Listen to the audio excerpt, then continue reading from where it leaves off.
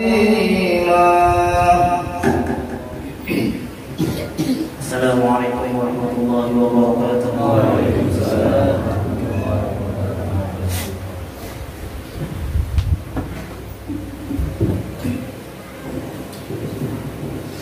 Ma'asyiral muslimin rahimakumullah, inna yawmakum hadha la yawmun 'azim, 'azzamallahu wa syarrafah, fa'azzimu haqqa ta'zim. Qala an-nabiy sallallahu alaihi wasallam, 'azzimu duhayakum fa innaha 'ala ahli sirati maqrayakum, fa idza su'ida al-khatibul فاستمعوا عبر يوم عيد الأضحى رحمكم الله، فاستمعوا عبر يوم عيد الأضحى رحمكم الله، فاستمعوا عبر يوم عيد الأضحى رحمكم الله. الله أكبر الله أكبر الله أكبر الله أكبر الله أكبر الله أكبر الله أكبر كبيرا والحمد لله كثيرا وسبحان الله بكرة وأصيلا. لا إله إلا الله وحده صدق وعده ونصر عبده وأعز جنده وهزم الأحزاب وحده. لا إله إلا الله والله أكبر الله أكبر ولله الحمد. الحمد لله الحمد لله الملك الديان، والصلاة والسلام على سيدنا محمد سيد ولد عدنان وعلى آله وصحبه وتابعه على مر الزمان. وأشهد أن لا إله إلا الله وحده لا شريك له المنزه عن الجسمية والجهاد والزمان والمكان. وأشهد أن سيدنا محمدا عبده ورسوله الذي كان خلقه القرآن. أما بعد، عباد الله، إني أوصيكم ونفسي بتقوى الله العظيم وطاعته، فقد فاز المتقون. قال الله تعالى في القرآن العظيم: أعوذ بالله من الشيطان الرجيم، بسم الله الرحمن الرحيم. إنا أعطيناك الكوثر فصل لربك وانحر إن شانئك هو الأبتر. وقال النبي صلى الله عليه وآله وسلم: الحج المبرور ليس له جزاء إلا الجنة. صدق الله العظيم وصدق رسوله النبي الكريم. جمع صلاة عيد الأضحى رحمكم الله. Idul Adha yang dirayakan oleh umat Islam di seluruh dunia pada setiap bulan Dzulhijjah merupakan hari raya yang sangat identik dengan dua ibadah, yakni ibadah haji dan kurban. Dan dalam tuntunan agama Islam, kedua ibadah ini memang hanya bisa dilakukan atau dilaksanakan pada bulan Dzulhijjah, hari raya Idul Adha atau hari raya haji.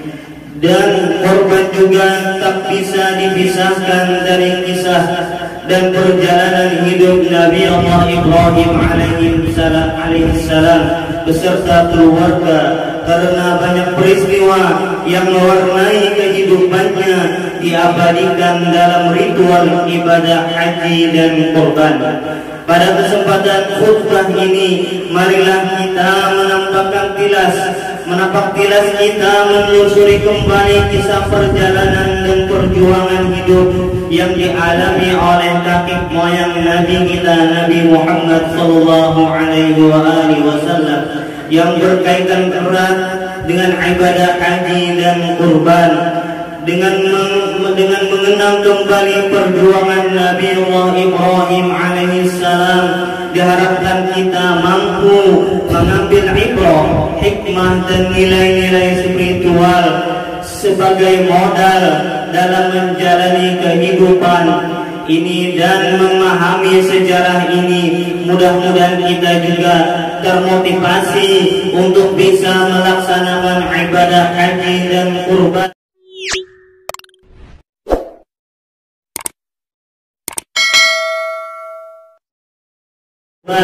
yang semua umat Islam pasti menginginkannya. Jamaah salat Idul Adha rahimakumullah. Kita awali kisah perjalanan dan perjuangan keluarga Nabi Allah Ibrahim dan istri beliau yang bernama Siti Hajar dari saat Allah menganugerahi mereka seorang putra yang sudah diidam-idamkan sejak lama, kelahiran putra yang diberi nama dengan nama Ismail. Ini diiringi dengan perintah dan cobaan dari Allah Subhanahu wa Ta'ala untuk menempatkan Siti Hajar dan Ismail di daerah lembah yang tandus dan gersang. Kisah ini diabadikan oleh Allah Subhanahu wa Ta'ala di dalam Al-Quran yang berbunyi, Rabbana inni askantu min dzurriyyati biwadin ghairi dhi zar'in 'inda baitikal muharram Rabbana liyuqimus shalah faj'al af'idatan minan nasi tahwi ilaihim warzuqhum minat thamarati la'allahum yashkurun. Yang artinya wallahu a'lam, ya Tuhan kami, sesungguhnya aku telah menempatkan sebagai keturunanku di lembah yang tidak ada tanamannya dan berada di sisi rumahmu, yakni Baitullah yang dihormati. Ya Tuhan kami, demikian itu kami lakukan agar mereka melaksanakan sholat. Maka jadikanlah hati sebagai manusia cenderung kepada mereka dan anugerahilah mereka rezeki dan buah-buahan. Mudah-mudahan mereka bersyukur. Saat tinggal di lembah itu, suatu hari Siti Hajar kehabisan air minum hingga tidak bisa menyusui Ismail. Ia pun mencari air ke sana kemari sambil berlari-lari kecil antara Bukit Safa dan Marwah sebanyak 7 kali. Peristiwa ini yang kemudian diabadikan salah satu rukun haji, yakni sa'i atau berlari-lari kecil antara kedua bukit tersebut. Di tengah kekuasaan, di tengah kesusahan itu, Allah menurunkan pertolongan melalui mata air yang muncul dari tanah tepat di bawah kaki Ismail alaihissalam yang saat itu sedang menangis kehausan.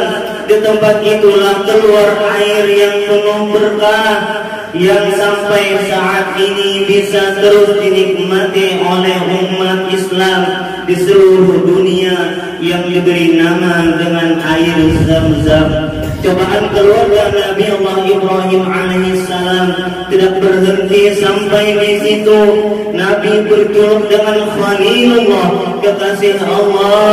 Ini mendapatkan perintah Allah Subhanahu wa Ta'ala melalui mimpi untuk menyembelih putra kesayangannya, yakni Nabi Allah Ismail alaihissalam.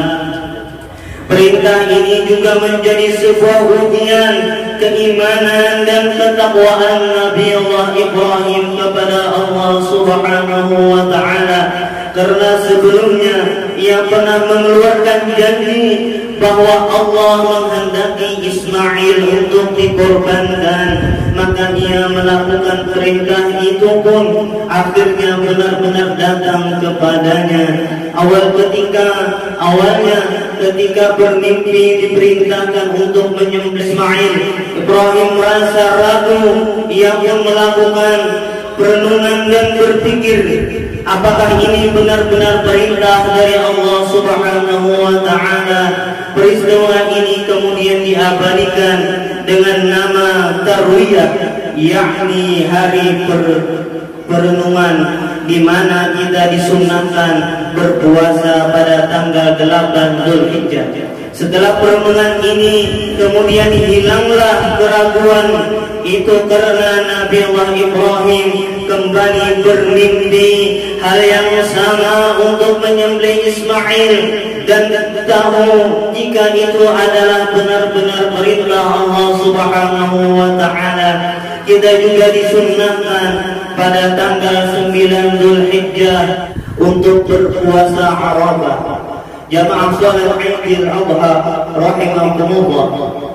Akhirnya hari itu pun datang ketika Ibrahim dengan keimanan dan ketakwaannya serta dengan keyakinannya melaksanakan prosesi penyembelihan.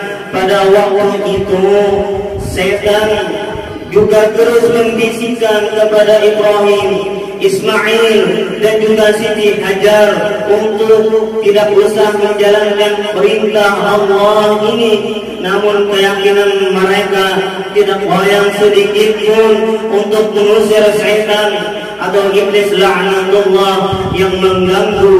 Nabi Ibrahim pun melamparinya dengan batu, dan yang kemudian peristiwa ini diabadikan dalam ibadah haji, yakni melempar jumrah. Pada ketika detik-detik Ibrahim dengan menyembelih Ismail, tiba-tiba Allah Subhanahu wa Ta'ala dan memerintahkan Ibrahim berhati-hati tidak menyembelih Ismail.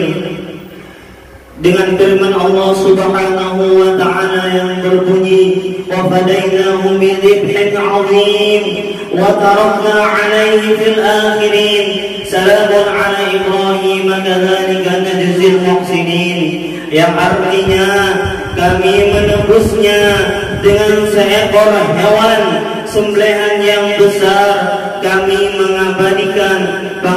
mengabadikan untuknya atau pujian pada orang-orang yang datang kemudian. Salam sejahtera atas Nabi Allah Ibrahim. Demikianlah kami memberi balasan kepada orang-orang yang berbuat kebaikan. Ma'asyiral muslimin, jamaah salat Idul Adha rahimakumullah. Kemudian dalam menjalankan ibadah haji dan kurban, kita membutuhkan keteguhan dan keyakinan yang kuat, karena harus rela mengeluarkan harta yang kita miliki. Jika tidak memiliki niat yang kokoh, maka haji dan kurban pun sulit untuk dilakukan. Untuk berhaji, kita harus berkorban menyiapkan puluhan juta rupiah guna membayar biaya perjalanan ke tanah suci. Ditambah juga kesabaran yang tinggi, karena harus rela antara berantri bertahun-tahun, karena banyaknya umat Islam yang ingin menjalankan rukun Islam yang kelima ini. Untuk berkorban, kita juga harus menyediakan anggaran jutaan rupiah untuk membeli hewan kurban dan kemudian dibagi-bagikan kepada orang yang membutuhkan. Ma'asyiral muslimin rahimakumullah. Ketiga, kita tidak perlu khawatir harta dunia yang kita keluarkan untuk berangkat ke tanah suci akan dibalas oleh Allah Subhanahu wa Ta'ala dengan kenikmatan hidup akhirat, yakni surga yang abadi. Sebagaimana hadis baginda Rasulullah sallallahu alaihi wasallam, al-hajjul mabrur laisa lahu jazaa'un illa jannah, yang maksudnya tidak ada balasan yang pantas diberikan bagi orang yang haji, bagi orang yang memperoleh haji yang mabrur, kecuali surganya Allah Subhanahu wa Ta'ala. Begitu juga dengan ibadah kurban. Rasulullah sallallahu alaihi wasallam telah menegaskan dalam hadisnya yang diriwayatkan daripada Sayyidatina Aisyah radhiyallahu anha, qala Rasulullah sallallahu alaihi wa alihi wasallam, ma 'amila adamiyyun min 'amalin يوم النحر أحب إلى الله من إحراق الدم إنها لتأتي يوم القيامة بقرونها وأشعارها وأصلابها وأن الدم لا يقع من الله بمكان قبل أن يقع من الأرض تطيب بها نفسا. Yang maksudnya tidak ada suatu amalan yang dikerjakan manusia pada hari raya Idul Adha yang lebih dicintai oleh Allah Subhanahu wa taala daripada menyembelih hewan kurban. Karena hewan itu akan datang pada hari kiamat dengan tanduk-tanduknya, bulu-bulunya, dan kuku-kukunya, dan kuku kakinya.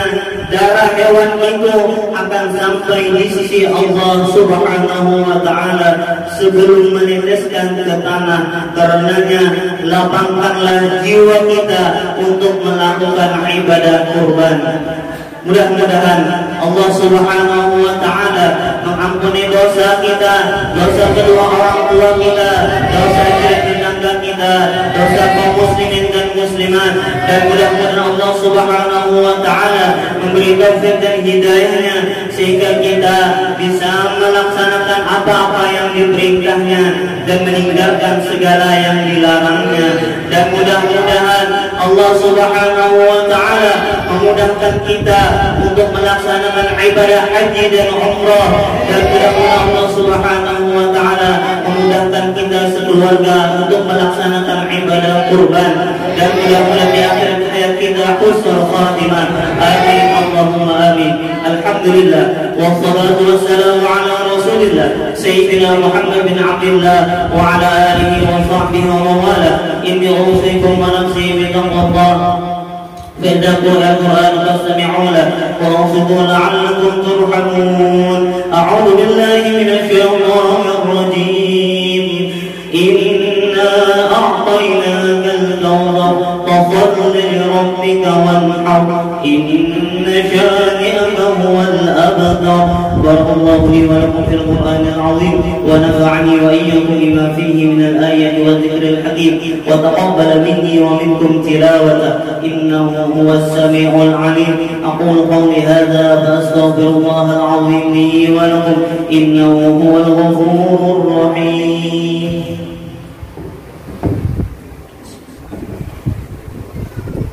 اللهم صل وسلم وزد وأنعم وتفضل وبارك بجلالك وكمالك على أشرف عبادك سيدنا ومولانا محمد وكل صحابة رسول الله أجمعين. الله أكبر الله أكبر الله أكبر الله أكبر الله أكبر الله أكبر. الحمد لله الحمد لله الذي أرسل رسوله بالهدى ودين الحق ليظهره على الدين كله ولو كره المشركون. وأشهد أن لا إله إلا الله وحده لا شريك له وأشهد أن سيدنا محمدا عبده ورسوله.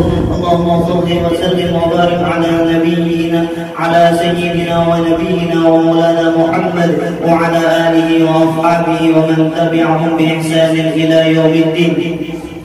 أما بعد عباد الله فإني أوصيكم ونفسي بتقوى الله وطاعته فقد فاز المتقون. قال الله تعالى في القرآن العظيم. أعوذ بالله من الشيطان الرجيم. بسم الله الرحمن الرحيم.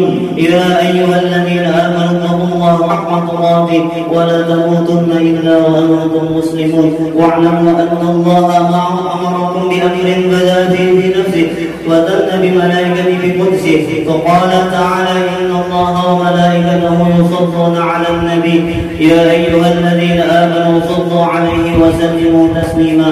اللهم صل وسلم على سيدنا محمد وعلى آله وصحبه أجمعين. اللهم اغفر للمؤمنين والمؤمنات والمسلمين والمسلمات الأحياء منهم والأموات. اللهم أعز الإسلام والمسلمين. اللهم أعز الإسلام والمسلمين. اللهم أعز الإسلام والمسلمين وأذل الشرك والمشركين وانصر عبادك الموحدين. وانصر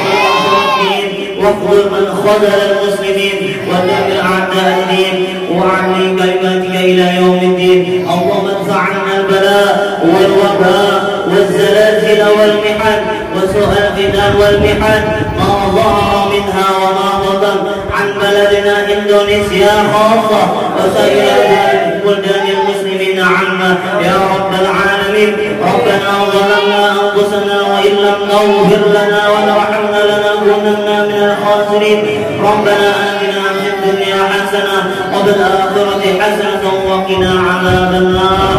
عباد الله إن الله يأمر بالعدل والإحسان وإيتاء ذي القربى وينهى عن الفحشاء والمنكر والبغي يعظكم لعلكم تذكرون. فاذكروا الله العظيم يذكركم واشكروه على